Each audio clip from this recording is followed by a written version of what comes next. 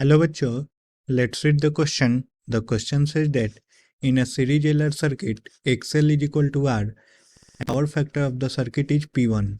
When capacitor with capacitance such that XL is equal to XC is put in series, the power factor becomes P2.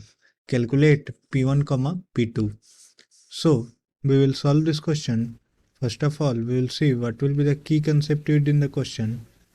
The key concept used in the question will be power is equal to R upon Z. जहाँ पे Z क्या होता है?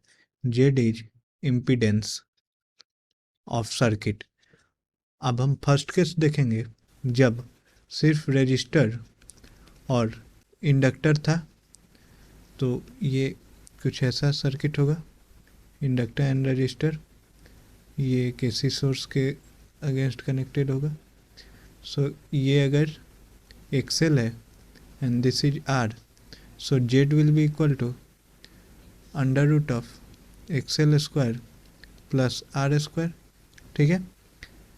अब XL is equal to R given है, so we can say it as R square plus R square.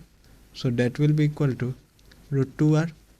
Therefore P1 will be equal to R upon root 2R, क्योंकि R upon Z है, so that will be equal to 1 upon root 2.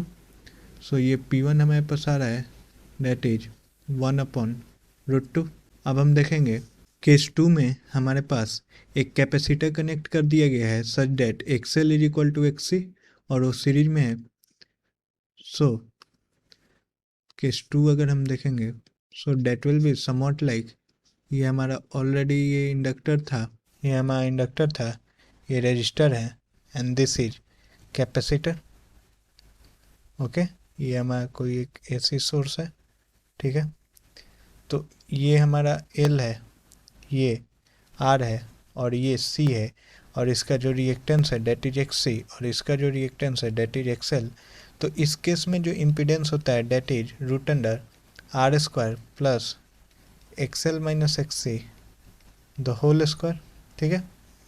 अब हमारे पास बोला है XL is equal to XC है, so Z जो होगा that will be root under R square plus 0, तो ये हो जाएगा R. देयरफॉर P2 जो हो जाएगा that will be equal to, P2 क्या है, R अपॉन Z है, सो R अपॉन Z भी R, so that will be equal to 1. so P2 will be equal to 1.